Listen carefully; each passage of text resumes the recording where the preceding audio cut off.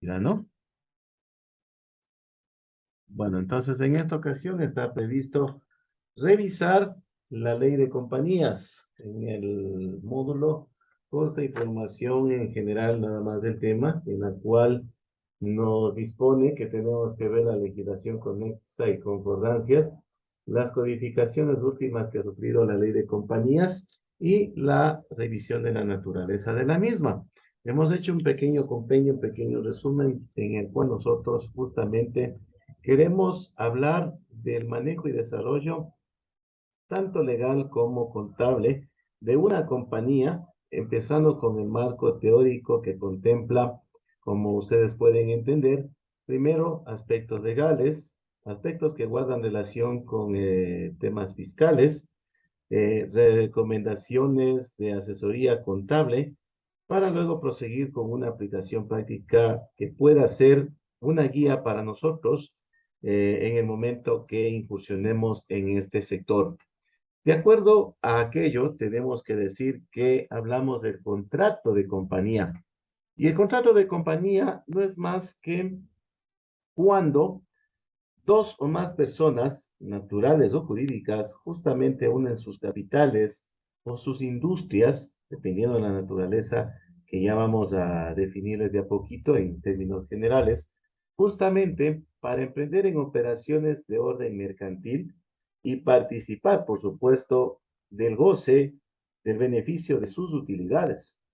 En el Ecuador, conforme a las compañías de comercio, fundamentalmente, se habla de 5 sectores. La compañía en nombre colectivo, la compañía en comandita simple o también dividida por acciones, la compañía de responsabilidad limitada, la compañía anónima y, por supuesto, una economía mixta.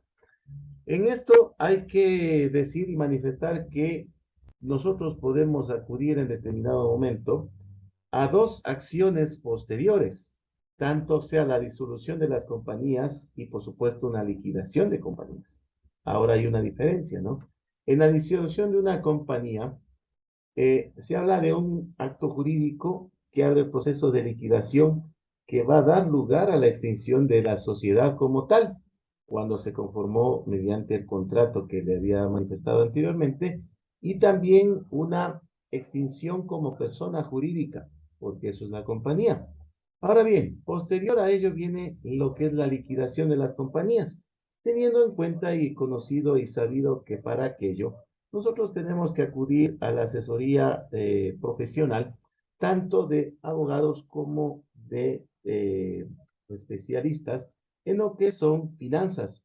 Y se entiende por liquidación de una sociedad a la terminación de las actividades mercantiles, la realización de sus activos para pagar, por supuesto, la totalidad de sus pasivos, ¿no? Lo que se consideró en un balance económico, y finalmente la distribución de remanente entre los socios que hayan conformado esta compañía. Una vez que se llega a un acuerdo para liquidar la sociedad o compañía mediante una tercera persona, que es el liquidador, se prepara el inventario, se realizan cierres y estados financieros, se prepara un estado de liquidación, como su nombre lo dice, registrando las partidas a los valores de tasación. Estas 5 especies de compañías, como nosotros lo decíamos, la ley las reconoce y en determinado momento pueden ser declaradas sus disoluciones y, por supuesto, realizadas sus liquidaciones, ¿no? Ahora bien, tenemos nosotros que hablar respecto de las compañías y tenemos que conceptualizar. En primer lugar, el concepto de la ley de compañías en su artículo 1 nos dice que el contrato de compañía es aquel por el cual dos o más personas unen sus capitales o industrias para emprender en operaciones mercantiles y participar de sus utilidades.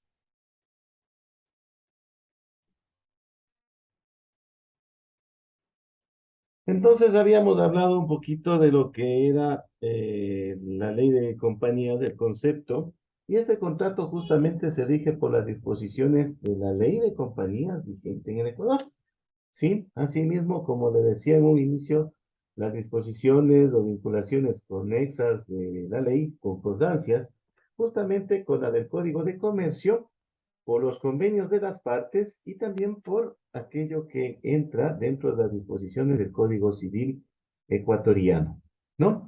Hablando en este caso de las especies de compañías, en su artículo número 2, la ley de compañías nos dice que hay 5 especies de compañías de comercio, que ya lo había manifestado. Y voy a proceder a precisamente nombrar todas y cada una de las características que éstas tienen. Hablando de la compañía en nombre colectivo, su nombre ya nos puede dar alguna luz de lo que se trata, ¿no?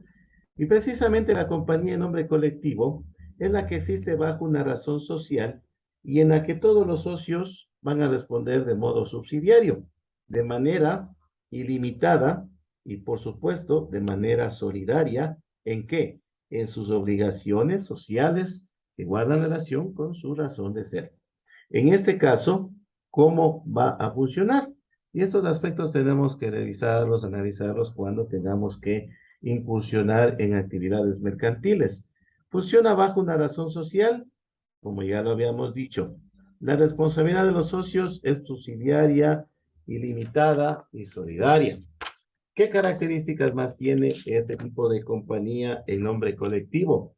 Que la razón social es aquel nombre que la empresa o de la empresa que se forma con el nombre establecido y definido por uno o más socios, ¿no?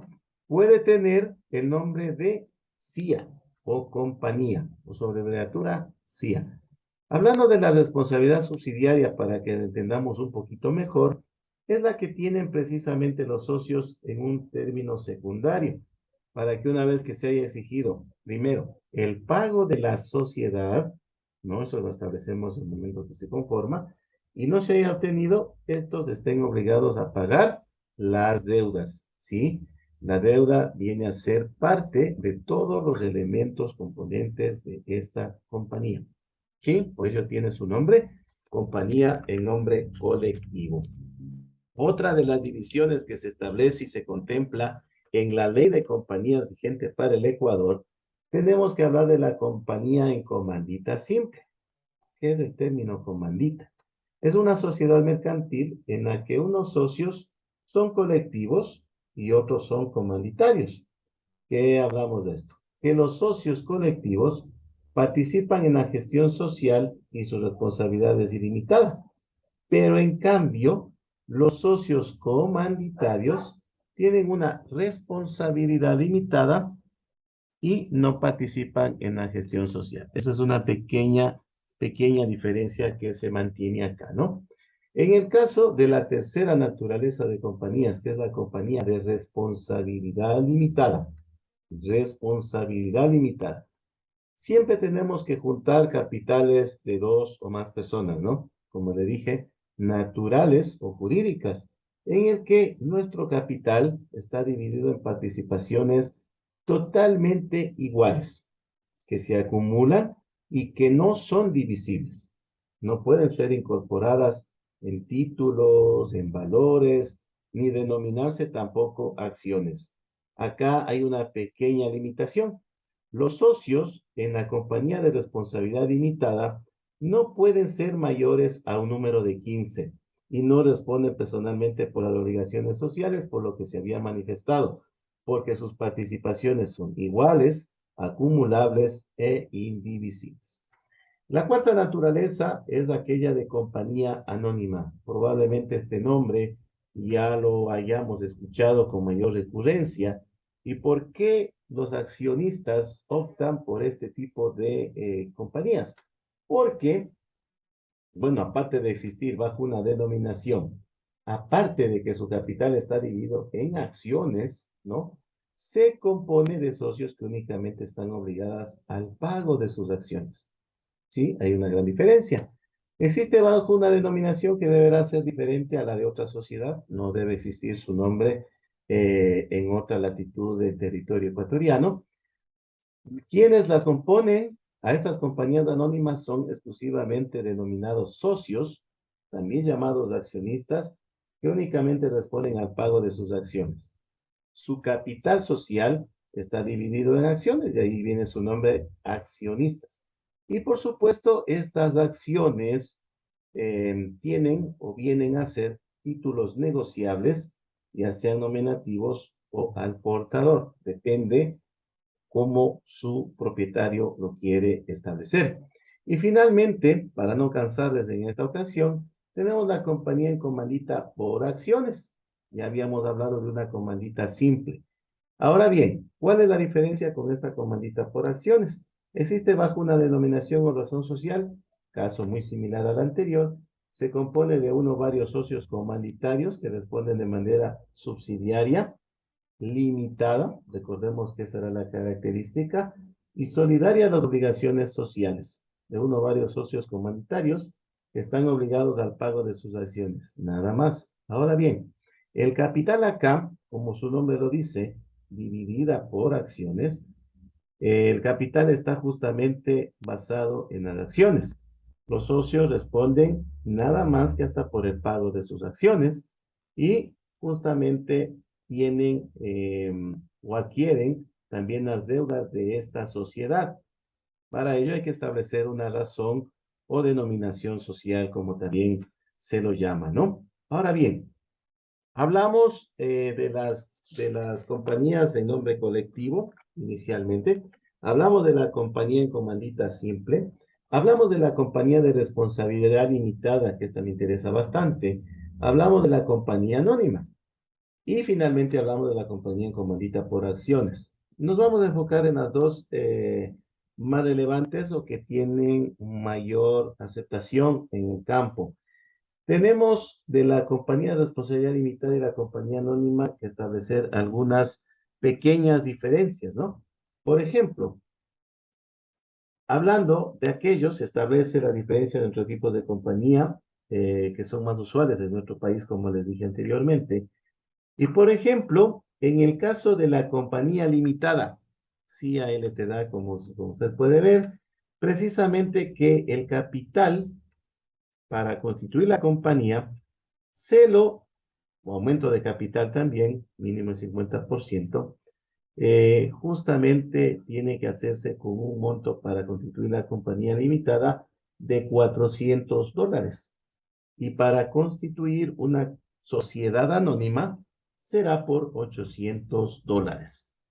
El momento que constituimos la compañía, dicho capital tiene que ser pagado y no exceder en un incremento del 50%, ¿sí? En el caso de la compañía limitada en un año y mínimo el 25% para la sociedad anónima.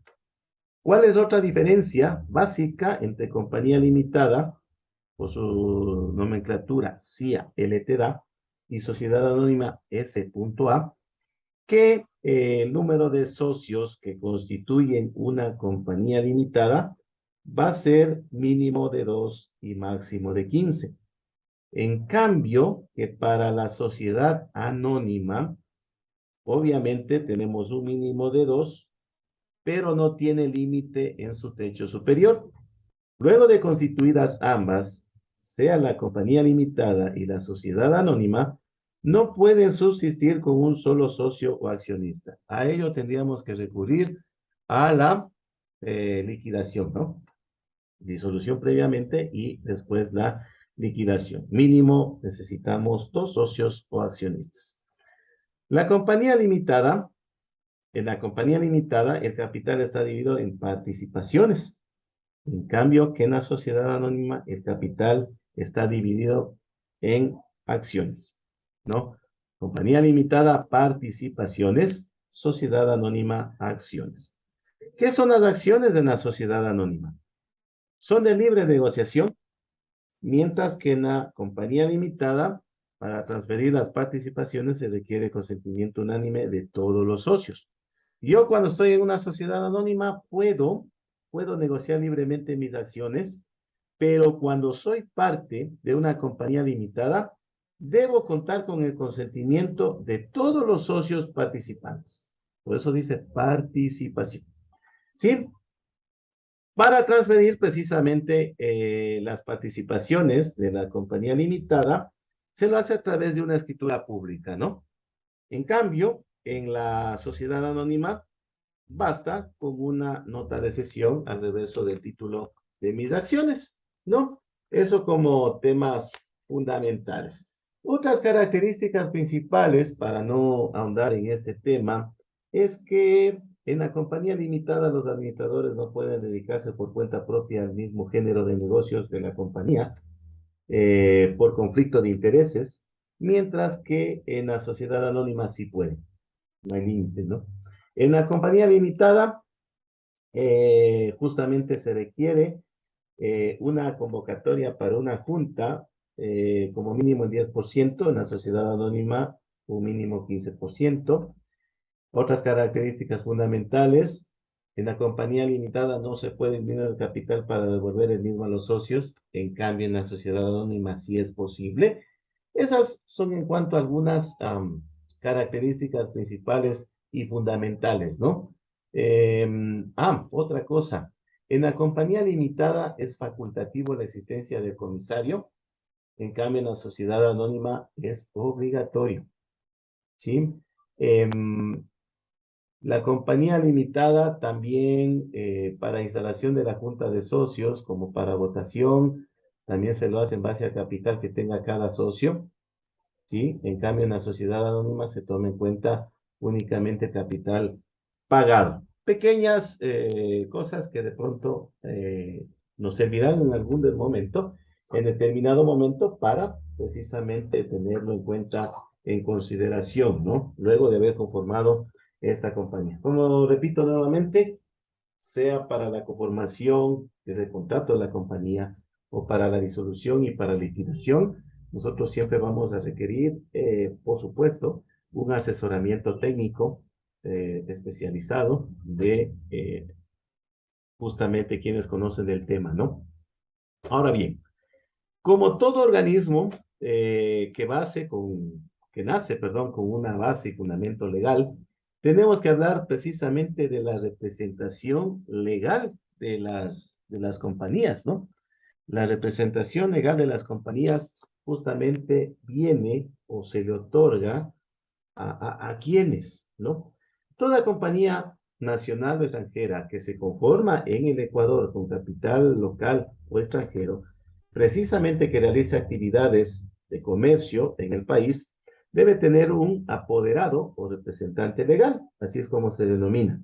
Es decir, en términos generales podemos hablar de apoderado cuando se trata de compañías extranjeras que realizan actividades en el país y de representante legal para las compañías nacionales. Esa es la diferencia.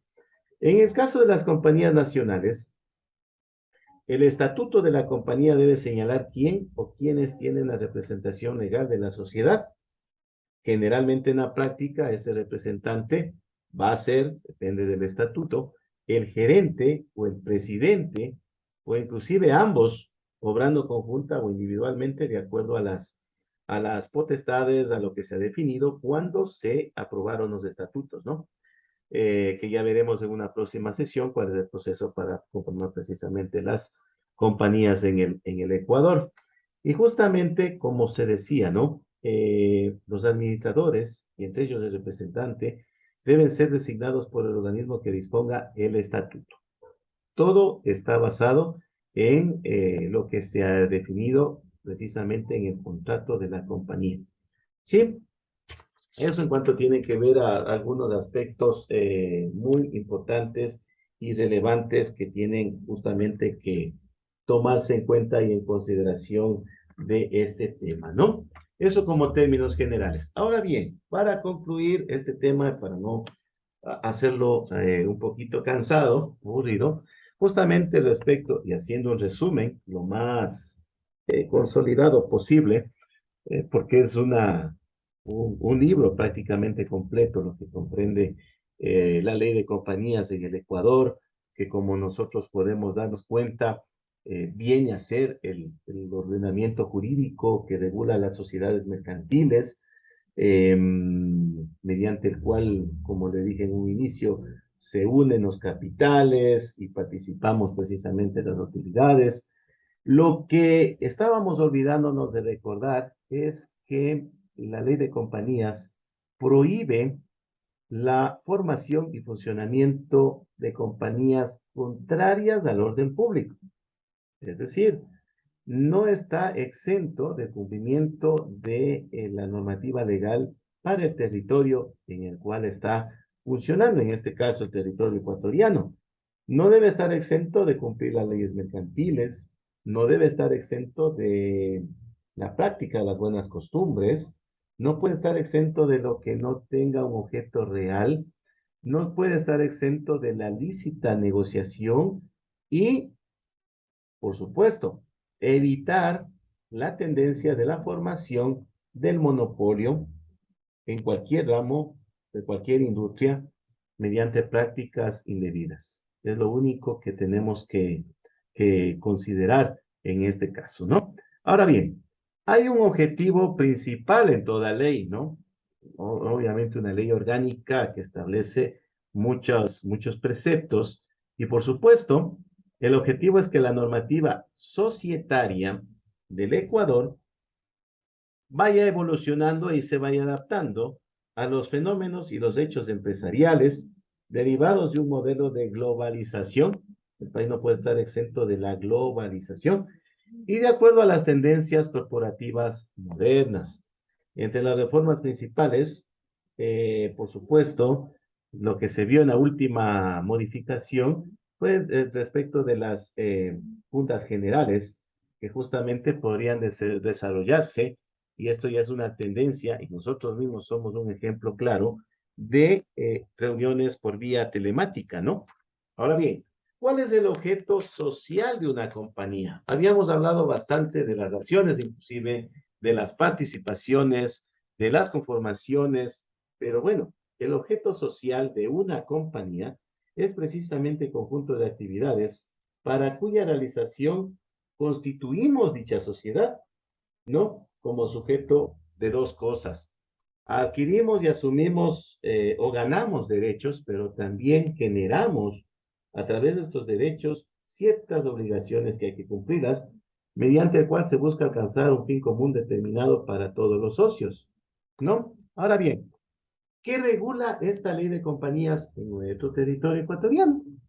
La ley de compañías, como se decía, era una ley orgánica, por supuesto, eh, es el ordenamiento jurídico que regula las sociedades mercantiles y que justamente, cuya normativa define a la compañía como que el contrato mediante los cuales dos o más personas naturales o jurídicas unen sus capitales o industrias para emprender en operaciones primero de índole mercantiles, ¿no? Y participar de sus utilidades. Ahora bien, la naturaleza, cómo se haya conformado ya, depende cómo los accionistas se reúnen, establecen sus competencias y algunos pormenores, ¿no? Ahora bien, ¿qué es la superintendencia de compañías? Hablamos de la ley de compañías, pero no del organismo, que es la superintendencia de compañías.